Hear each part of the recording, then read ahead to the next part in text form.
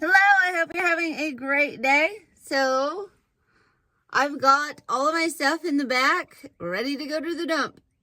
This will free up some space so that I can put all my materials to get my field ready in the back of this truck. I did water all of my seedlings in my basement today. You've already seen those videos a million times. I waited 20 minutes and dumped them. I still need to bring these out into sunlight. It's still pretty chilly, so I'm going to wait. And I need to water them today because it has been, I think this is the third day that they've gone without water, but they were still pretty heavy yesterday, so I think they're holding on. So yeah, I'm getting ready to head to the dump now, and then I'll start getting ready for field prep. So excited. One thing, so you guys all know I got this 89 Ford to do my farm work with. They did not make cup holders back then. Like, what is the deal with that? I was like, oh my gosh, that was the best invention ever made. Like, I currently have to hold my coffee in between my legs, which is kind of a scary thing, but I do have a lid on it, so. But yeah, like, where are the cup holders, man? Like, that was a good invention. Cup holders in cars. Like, some inventions, I'm like, yeah, we probably could have done without that. But not this.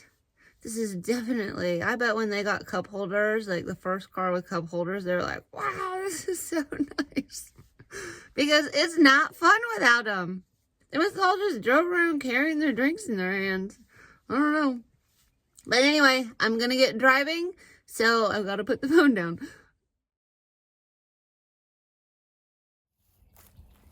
Okay, I emptied my truck at the dump, and I got all my flowers sitting out hardening off in the front of the house.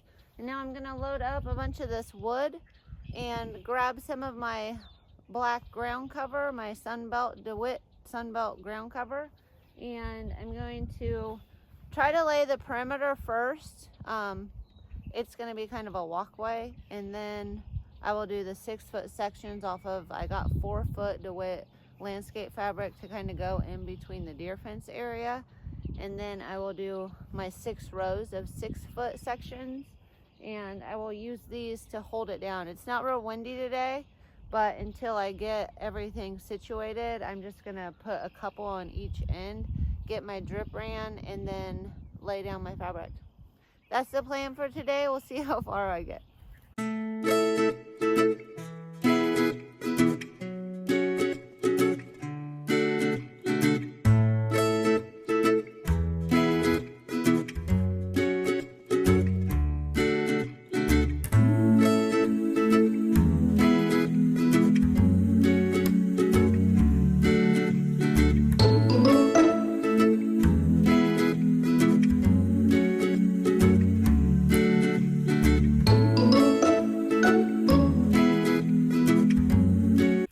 Okay, you get the idea. Okay, I got the outer perimeter all laid, and I put the pieces of wood every 10 feet. You'll see it's kind of blowing up right now, but that's okay because now I need to lay my drip, and then after I lay my drip, I'll lay my other pieces of fabric, and then I'll put the pieces of wood on them, and they'll overlap, so eventually it should all be held down. So I don't want to put them on yet because then I'd have to move them to put the new logs on. So right now I'm going to go up and get my drip line, and I'm going to lay it across and measure out so that I can do my drip. Okay, so last year I had my drip like on the edge of this stuff, and the grass grew in it, and I was always worried about, you know, cutting it if I tried to weed eat or anything like that. So this year, that's why I went ahead and I made a border. And so this is in between the electric fence. There'll be no flowers in it, but it'll be a nice place that I can walk in between the electric fence. I won't have to mow or weed eat. And this year my drip line can lay all the way down this. And so when I'm turning on and off the water, it'll be really easy to do. Now I also have this field over here that I'm going to do, but I want to be able to drive between these two. So I can either connect these, like I'm going to make 2 separate ones, and I can either connect them with this, or I could take my hose and hook up to an outlet on that one, or take my hose and do an outlet on that one. So I'm just gonna do this line by itself and then put drip off of it. And I have, let's see, I have an end cap, and then I also, at that end, I will be putting on a quick connect, because then I can just quickly connect my hose to it. So first of all, I'm gonna cut this. I'm gonna get it laid out, because it's gonna be all wound up, and it's hard to, when it's cold, it's really hard to maneuver. So I'll let the sun soak on it for a little bit, and hopefully I can get it. Then I'm gonna just tack it down along this black line, and then run my drip off of it. So I'll show you the process. Right now I'm just gonna roll this out.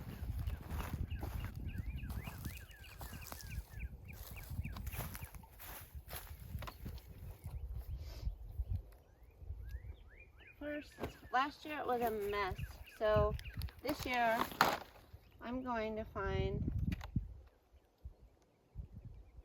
the right end. I hope that's the right end to start unwinding it with. Where's the other end? I just want to look it over. I know this seems, oh, here's the end. This is the end I want to start with. I did this last year, and oh my gosh, I had a mess. I might again. I'm not the best at unrolling pipes and stuff for some reason. Getting better at it though, I think, hopefully.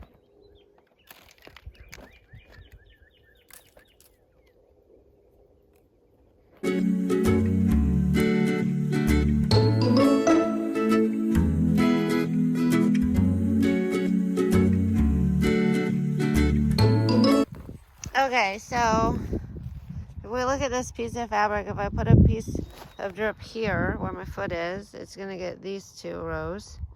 So that row already has water, so I'd probably want to put one here. Now all 4 rows have water. And now I've got this row that doesn't have water. I think I'll just do 2. And if I have a really bad outer rows, I'll know next year to do 3. We do get a lot of rain here, and I barely had to use it last year, so when I do use it, if it saturates the ground, I think those roots will be able to reach over there. So I'm going to do 2 rows of drip this year. Okay, I got all my drip laid. It took a lot longer than I thought it was, because I did not roll it up last year, and it was a mess to untangle. And I will never do that again. So lesson learned. But I'll flip you around and show you. It's all laid. I put 2 lines on my 12-inch spacing fabric, 2 lines on my 9-inch spacing fabric, and I did put 3 lines on my 6-inch facing fabric. I have them all with the drip holes up. You want them up because they just slowly come out and drip over the end. If you put them facing down, they get clogged up with sediment that gets in the line. And right now I just held them down with some of these just ground staples on both ends to kind of have them tight. If wind came up right now, it would blow them and they would get all crooked. But since I'm putting the fabric over them, I can pull them tight. Here are the ground staples. They just look like that. So when I used this last year, it was a lot longer, so I need to go down to the end and cut them and put the end caps on. So I will show you putting the end caps on. And then I need to come up here and punch holes in my 3/4 inch line and put connectors on them. And then that will be it for running the drip tape. Do a quick walk down so you can see I have 2. Those are 12 and 9-inch rows. And then for my Lizzie-anthus and some of my other plants, I needed just 6-inch spacing. I did 3 rows because I thought there's a lot more plants in that fabric and there's a lot more holes across. So that should hopefully get them all. Okay, so last year I already have these on here. They were just a lot longer, so I'm just gonna save them. So I just need to wiggle them back through, and you can kind of see how you put them on. So the skinny end actually goes first, which seems odd, but that's how it goes. So what I'm going to do here is I'm going to cut it right before one of these emitters, because the emitters don't fit through there. Okay. So then you want to take your skinny end and you put this part through the skinny end, just like that. And you push it on up.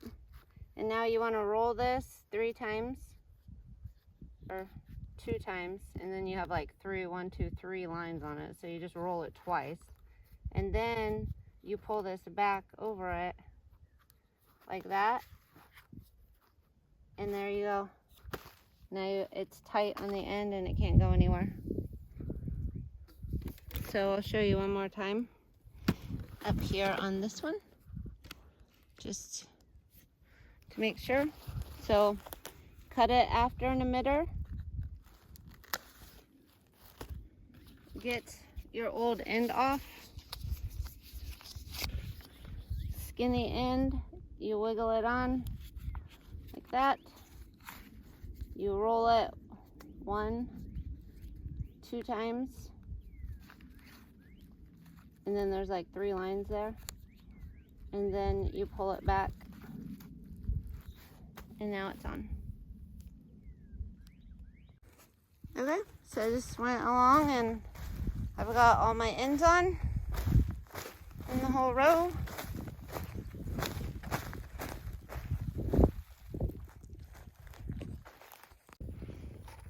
Okay, so I'm going to go ahead and put my end cap on. And I get all of my stuff from Drip Depot. And these, you just kind of wiggle them in there. You want to make sure this is screwed all the way back first, because then when you get it on, as close as you can,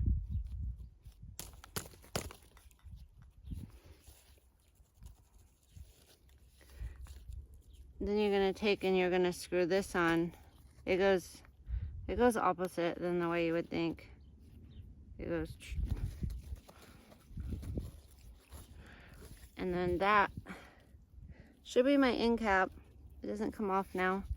And the nice thing about this is then you can unscrew this and you can hook something up to it, or you can let water run out. So I'm going to start my water at the other end, and then this is just going to be a closure for now. But in testing, sometimes I'll take this off and make sure it can run through. So that's done. That was easy. Okay, so now I'm going to take these, which I kind of have them stapled to the ground, but that's okay. So I have this tool that I also got from the Drip Depot, and what you do is you make a hole and then you put one of these connectors on. So my first year I didn't get the ones that have a valve that you can shut on and off, and that was a mistake, because I ended up not having enough water pressure to like run it all, so I had to be able to turn some of them off.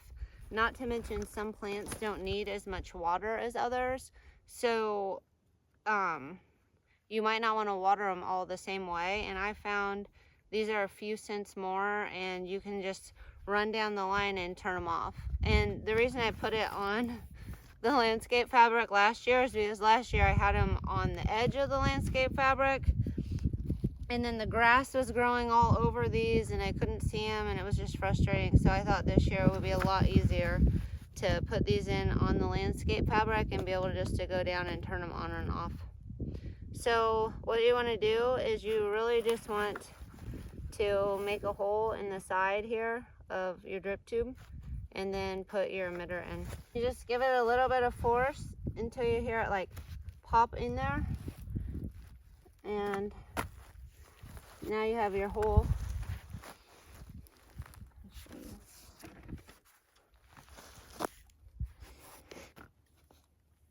And And then you just want to take your drip and cut it. So right here, my drip, you just want to take it. You do want it kind of tight or it blows in the wind, I found. You don't want to have these so tight that it pinches them. So this rolls all the way back, and I can see to have it tight. And you don't want to put it on one of these either, one of the emitters, because it won't go over it. So I'm going to cut right in front of that emitter, and I'm going to pull my drip just a little bit tighter. I gave myself a lot of room at the bottom, so I'm not too worried about needing a little extra. And you just push that up as far as you can, and then you just screw it backwards until it's tight. Give it a good tightness, and then it's on there. So that's how you put those on. Okay, I got them all on down the line, and they are all in the on position. You can shut them off like that. This means that they're on. One thing I did notice as I was doing it is this does go downhill quite a bit. So I did take the end cap off of this side, and I just stuck it on the end down there. And I'm going to put the cap that goes to my hose on this side, because I think if I run my hose just right through here, it'll all go downhill, and it will just help with the water pressure. Okay, so now I'm going to put on where I hook up the hose. I don't really want to unhook this too bad because I have a quick connect on it. So this quick connect just screws into this male hose adapter, and then this goes on just like the end piece. You screw it tight, and then you put it on like this.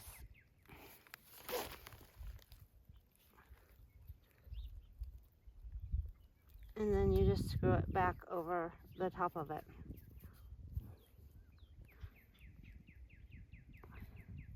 And then this is just like the end of any garden hose, and I put a quick connect on it so I can just quickly connect my hose onto this reel. So I'm gonna go up and get my hose, and I'm gonna test it now. Okay, so up here I have a quick connect. That way we can use this for other things. So you just pull up on this. I only have one hand. Can I do it with one hand? Yep, okay. Kind of. So there's my quick connect. And then here I have a quick connect so that I can just pop this off. And then I also put a valve on it so that I can turn the water off so that I can walk down there without water spraying everywhere.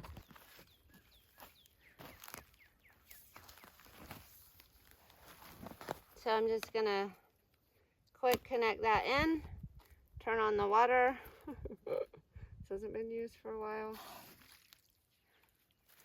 And there we go.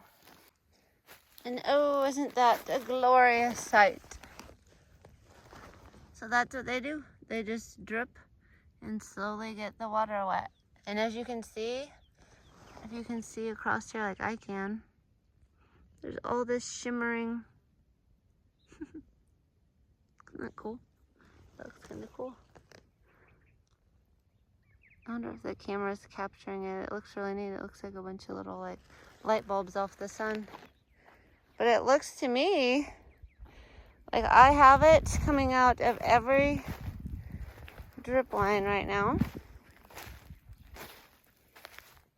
And I don't see any huge like water spraying all over the field. How glorious is this? And I do recommend, if you're going to do this, to check your drip, because if you lay all of your black landscape fabric over your drip and then you have a hole, or you've put a hole in one, which might even happen when you do your landscape fabric, it's a lot harder to find though and repair than just looking out into the sunlight across all of these. So I do see drip coming from all of them, which is great. Be able to water my flowers. Another thing about testing it, like right now it's getting late, and if I have to go home for the night, these, while they will drip out, at least they're full of water right now, so they'll be heavier. So up here I'm getting constant drip. Oh, and now this one is, oh yeah, now I'm seeing it. It's coming through all of them. Nice. What a glorious feeling. I apologize that I look like a disaster. I'm so dirty and just filthy from head to toe, and it's been sunny all day. I feel like I actually got burnt. I wasn't expecting it to be this sunny and nice all day. I'm so filthy. But I'm so happy because I'm sitting here and my entire drip line is dripping all over the ground.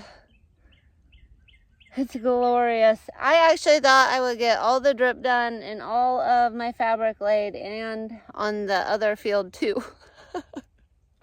So it just goes to show some days are just more challenging than others. I did though have a mess for this drip line. I made my own mess, so I kind of caused my own problems.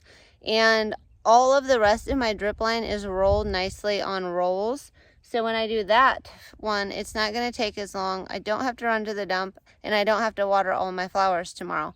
So I have a good feeling that I'm going to get this done before 7 o'clock tomorrow night.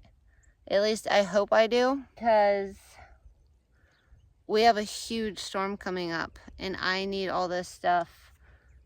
I need my fabric on top, and I need wood on top of the fabric so that this stuff doesn't all just blow away after I've done all of this. That's always scary. Usually they do stay connected to the top one though. They just blow all over and you have to straighten them all up. I'm so excited. I hope the audio was okay. Sorry about yesterday. I know I was talking and the audio wasn't good.